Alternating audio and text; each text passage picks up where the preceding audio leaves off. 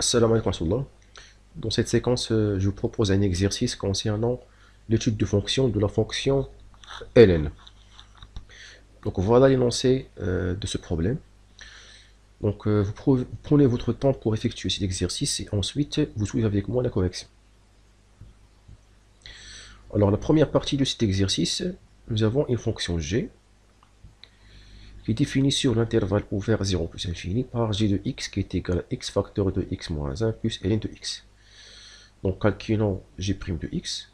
Après, on va étudier les variations de la fonction g. Ensuite, le signe de la fonction g dans cet intervalle. La fonction g est une fonction assistante dans laquelle on va l'utiliser pour déterminer les variations de la fonction f. Donc voilà, on commence par la première question.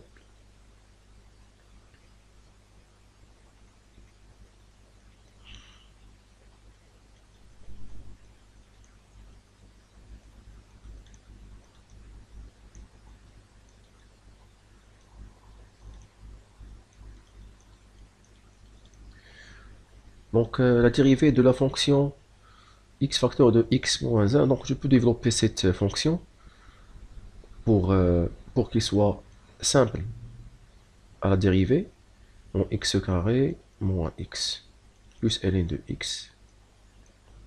GNSLF, la dérivée de développement. Donc on dérive terme par terme. Donc la dérivée de x carré c'est 2x moins 1. La dérivée de n de x c'est 1 sur x. Donc on écrit le tout au dénominateur x. Donc ici 2x au carré sur x. Moins 1 c'est moins x sur x. Et enfin plus 1. Donc voilà g' de x qui est égal à 2x carré moins x plus 1 sur x. Donc voilà g' de x. Bon, deuxièmement, alors pour étudier les variations de la fonction g, on va déterminer le signe de cette dérivée.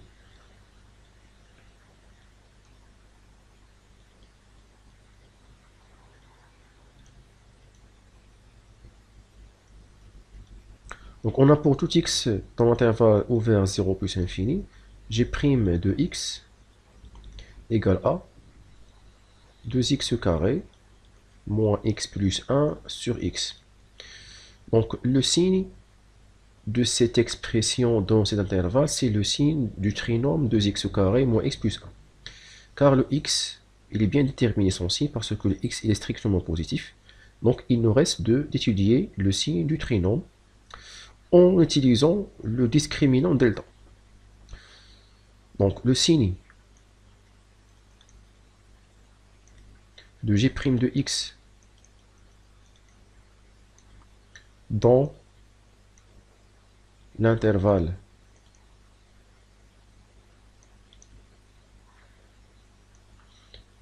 zéro plus infini est le signe de 2x carré moins x plus 1. Car nous avons le x qui au niveau de dénominateur il est strictement positif. Alors,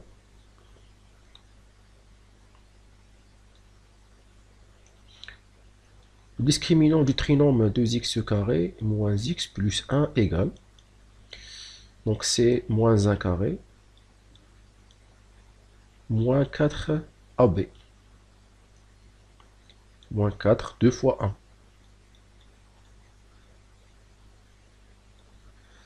Donc ceci est égal à 1 moins 8, qui est égal à moins 7. Le moins 7 est strictement négatif, donc on a trouvé que le discriminant delta est strictement négatif, d'où le signe de ce trinôme, c'est le signe de 2. D'où 2x carré moins x plus 1 est strictement positif pour tout x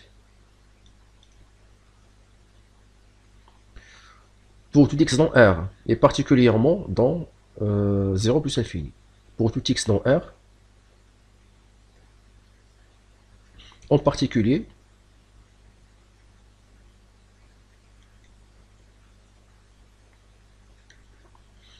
pour tout x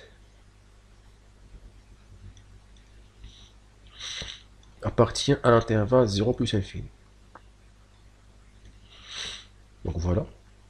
Alors, g est une fonction strictement croissante.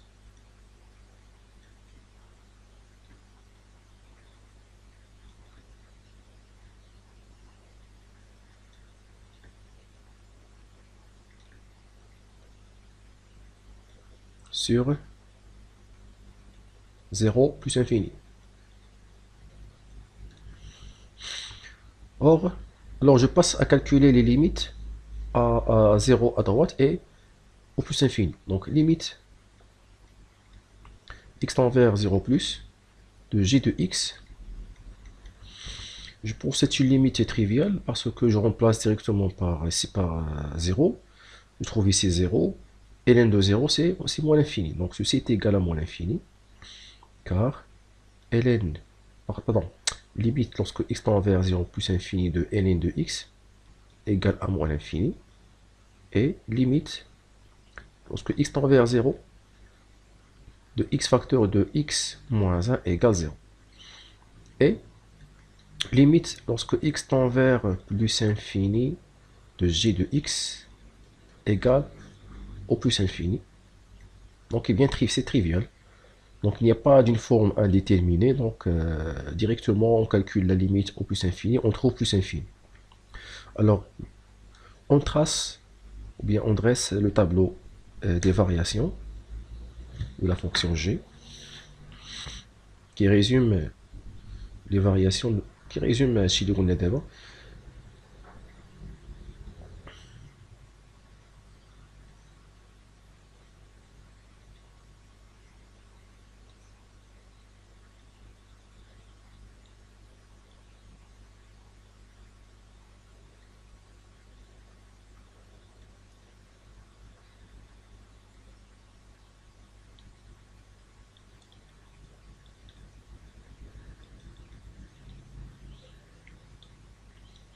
Donc la dérivée de g et la fonction g n'est pas définie en 0.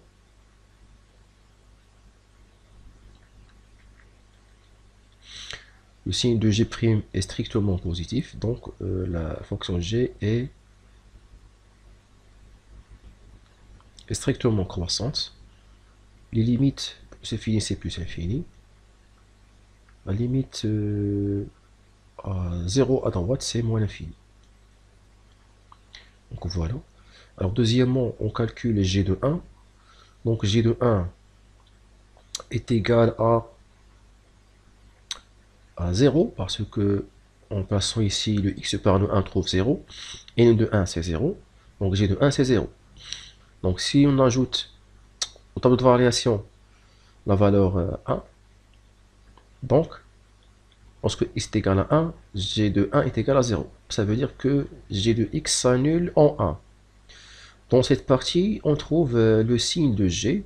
Lorsque x appartient à 1 plus infini, la fonction g elle est positive. Lorsque x appartient à l'intervalle 0, 1, la fonction g elle est négative. Donc on va détailler ça en utilisant la monotonie de la fonction g. Donc deuxièmement, on a g de 1 égale à 0 plus ln de 1 qui est égal à 0. Comme g est une fonction strictement croissante,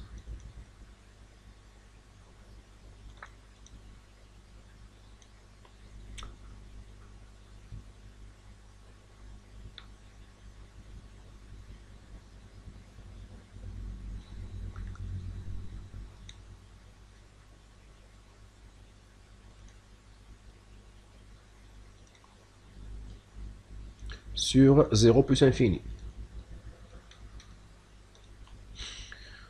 Donc pour x, ou bien si x appartient à l'intervalle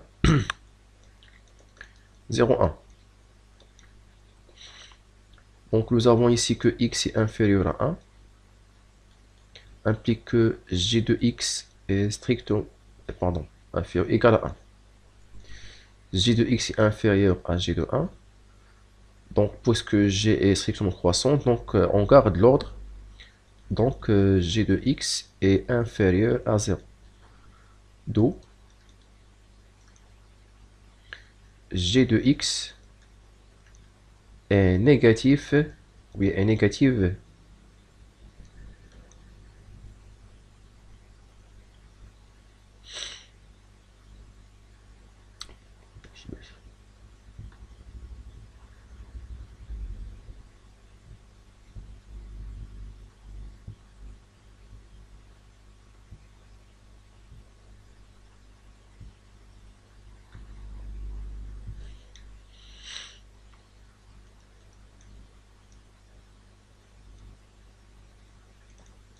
pour tout x dans 0, 1. Donc, si x appartient à l'intervalle 1 plus infini, donc nous avons x supérieur à 1, alors هنايا نقدروا نديرو واحد strictement inférieur à 0, mais ce qui nous intéresse هنايا غير هاد لابارتي هاديك ما درتش هنايا 0. اوكي راه ماشي اوفير هنايا x inférieur jusqu'à moins l'infini mais jusqu'à 0. Mais pour اللي كيهمنا هنايا في هاد لابارتي هنا g de x inférieur à g de 1 par rapport à voir g de x inférieur à 0. Donc g de x est supérieur à g de 1. Donc l'ordre ne change pas parce que g est strictement croissant. Donc g de x est positif. D'où g de x est positif pour tout x appartient à l'intervalle 1 plus infini. Donc voilà le signe de la fonction g. Alors on passe à l'étude de fonction f. La fonction f est définie sur l'intervalle ouvert à 0 plus infini par f de x qui est égal à x moins 1 tout au carré plus ln de x tout au carré. Calculons la limite de f de x lorsque x tend vers 0 à droite.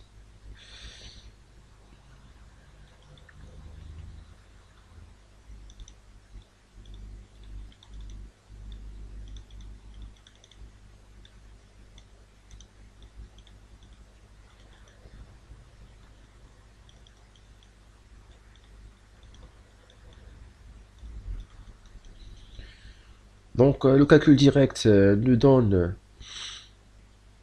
la limite sans trouver une forme indéterminée. Donc là, on trouve le 1 au carré c'est 1, moins 1 au carré c'est 1, ln de 0 c'est moins l'infini, le tout au carré c'est plus infini. Donc cette limite est égale à plus infini, donc car limite tend vers 0 plus de ln2 x tout au carré c'est plus infini, et limite lorsque x tend vers 0 de x moins 1 au carré c'est 1, donc la somme reste plus infini. Donc que signifie que limite de f de x lorsque x tend vers 0 à droite est égal à plus infini? Ça veut dire que CF admet une asymptote verticale, ou bien admet l'axe des ordonnées comme asymptote verticale. Donc alors CF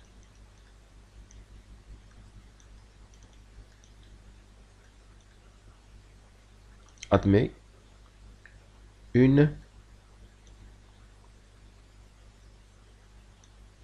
ou bien admet l'axe des ordonnées comme asymptote verticale.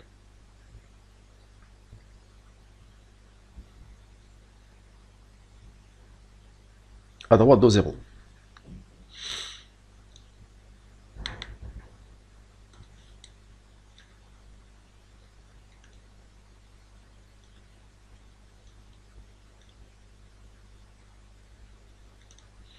L'axe des ordonnées comme asymptote verticale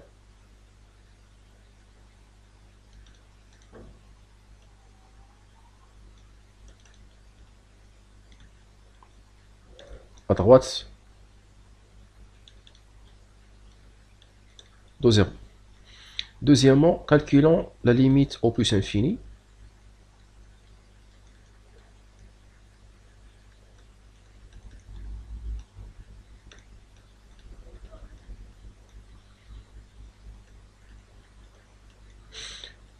Le calcul direct de cette limite nous donne plus infini. Il n'y a pas d'une forme indéterminée parce que limite de x moins 1 le tout au carré lorsque x tend vers plus infini, c'est plus infini. Et ln de x lorsque x tend vers plus infini, c'est plus infini. Donc car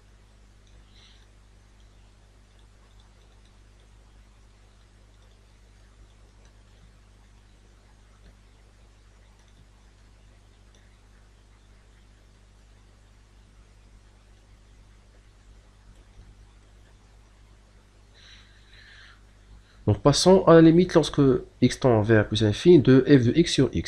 Donc ici pour étudier la branche infinie de cf au voisinage de plus infini.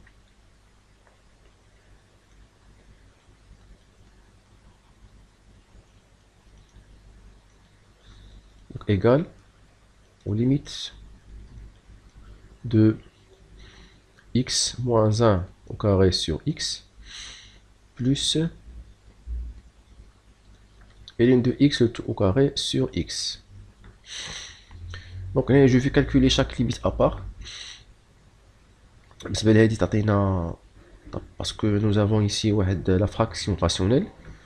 La limite lorsque x tend vers plus infini de la fraction rationnelle, c'est la limite de le terme plus grand, la plus grande puissance sur le dénominateur qui a le plus grande puissance. C'est-à-dire, si on développe x moins 1 au carré, on trouve le plus grand terme, c'est x au carré sur x. Donc, or, limite, lorsque x tend vers plus infini de x moins 1 au carré sur x égale aux limites de x au carré sur x. C'est-à-dire, limite, lorsque x tend vers plus infini, par simplification, on trouve x. Ceci, c'est plus infini. Et pour la limite, lorsque x tend vers plus infini de ln de x le tout au carré sur x, donc c'est pas facile باش نحسبوا هاد la limite هادي parce que nous avons ln de x le tout au carré, c'est pas ln de x sur x au carré.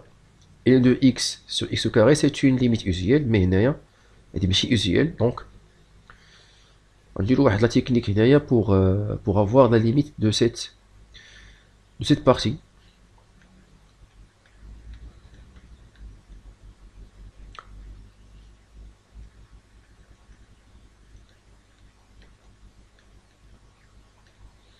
Donc l'idée اللي غتكون هي c'est d'écrire le tout à la puissance 2. Le tout à la puissance 2 وديك الساعه نخدمو لداخل ابار. ممكن نطيحو في واحد ليميت usuel اللي غندير le tout à la puissance 2 غنتلقى واحد la limite usuelle. Donc puisque x tend vers plus infini, donc je peux écrire le x sous la forme de racine carrée de x au carré.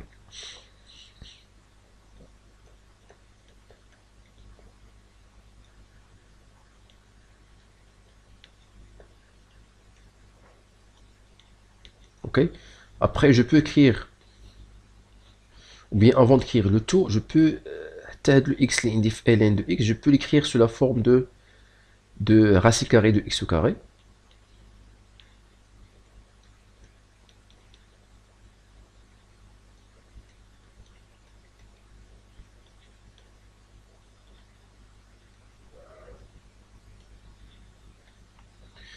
Donc là, d'après les propriétés algébriques de la logarithme, alors ln de a, alors je considère racine carrée de x comme a, donc ln de a au carré c'est 2 ln de a. Ok, donc elle dit c'est 2 ln de racine carrée de x.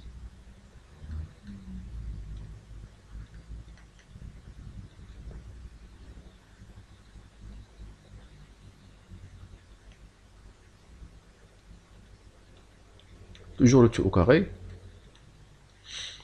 Donc je fais sortir le 2. Le 2 au carré c'est 4. Et le tout à la puissance 2.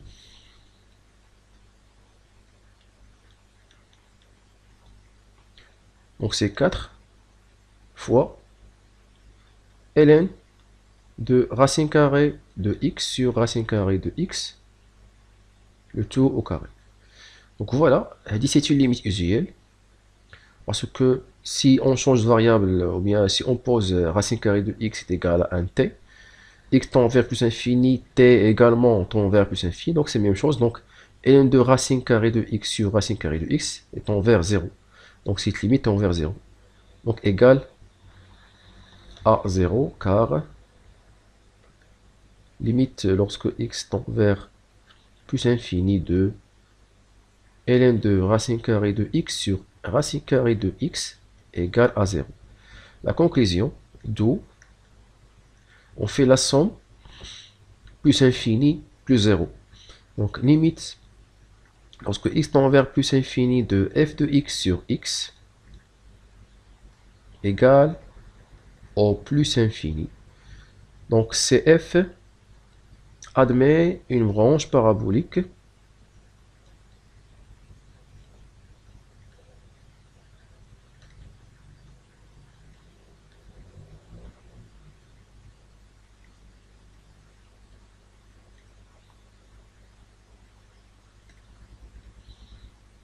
dirigée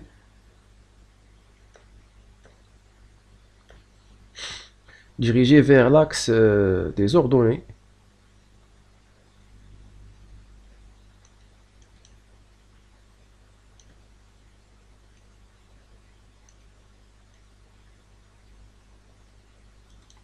au voisinage de plus infini.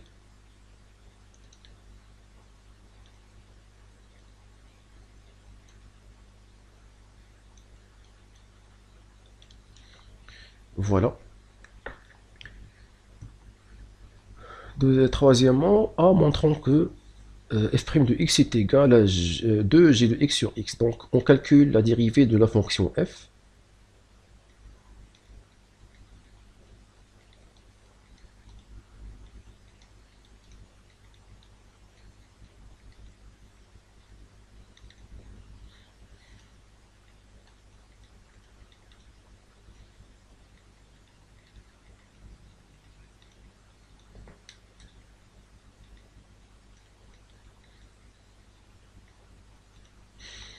Donc est égal, donc la dérivée de x moins 1 au carré, c'est 2 facteurs de x moins 1.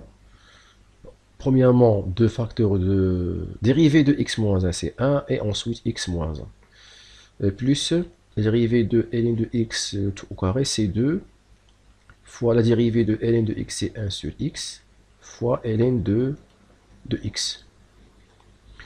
Donc ici, j'écris le tout au dénominateur x.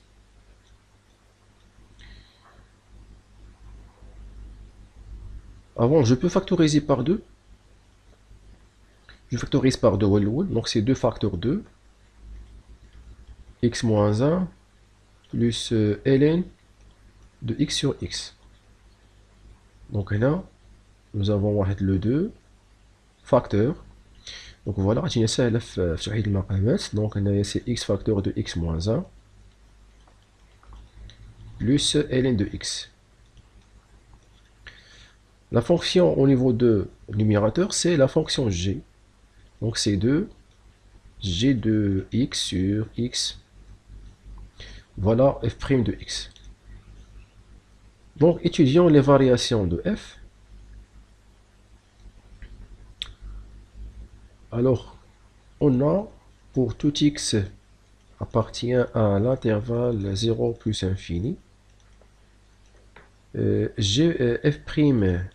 de x est égal à 2g de x sur x. Alors, le signe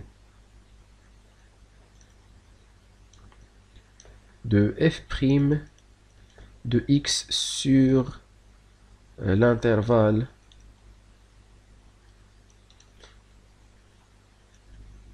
zéro plus infini est le signe de g de x. Ce x là est strictement positif car x au dénominateur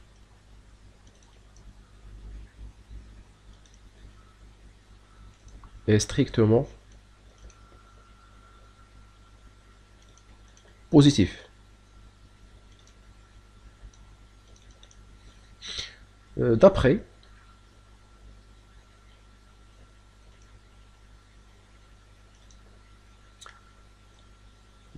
la question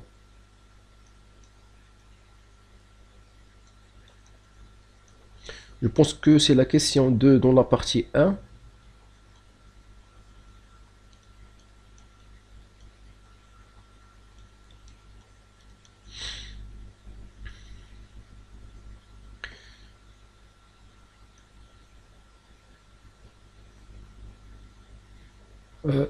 Pour tout x appartient à l'intervalle 0,1.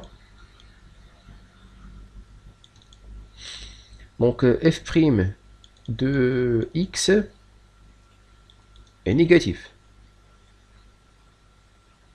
Et pour tout x appartient à l'intervalle 1 plus infini, f' de x est positif. Donc on dresse le tableau de signes, pardon, tableau de variation.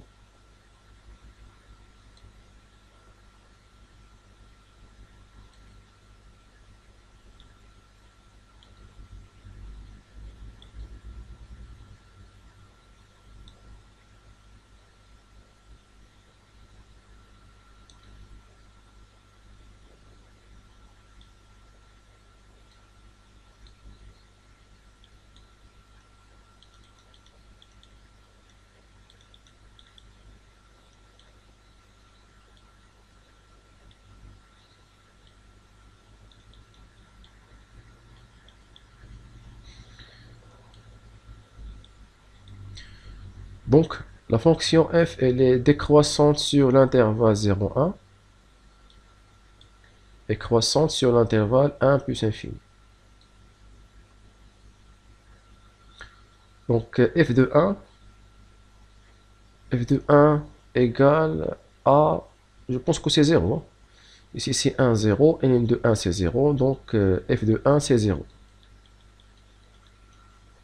Ici, c'est 0. Aux limites au plus infini, c'est plus infini. Limite à 0, c'est moins l'infini. Pardon, c'est plus infini également. C'est plus infini. Donc voilà les variations de la fonction f. Donc vous remarquez que la fonction que cf admet une tangente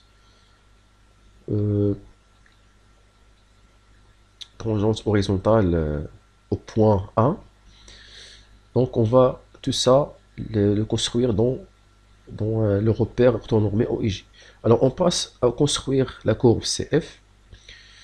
Donc 0 à droite, nous avons une asymptote, nous avons l'axe des ordonnées comme asymptote verticale. Et au plus infini, nous avons une branche parabolique dirigée vers l'axe des ordonnées. Et au point A, nous avons une tangente horizontale. Donc voilà, je commence par tracer la tangente au point 1. Donc voilà notre repère. Donc 1, 0. Ici, nous avons une tangente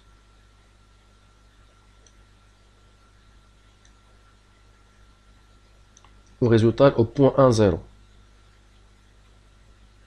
Donc maintenant, je trace la courbe CF. Donc à droite de 0, nous avons une asymptote verticale.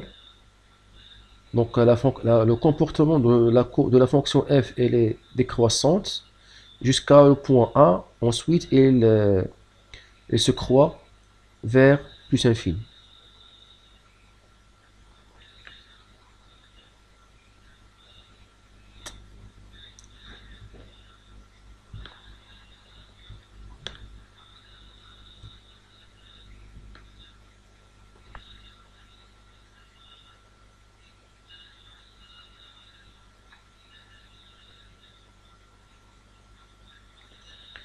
Ensuite, la branche parabolique dirigée vers l'axe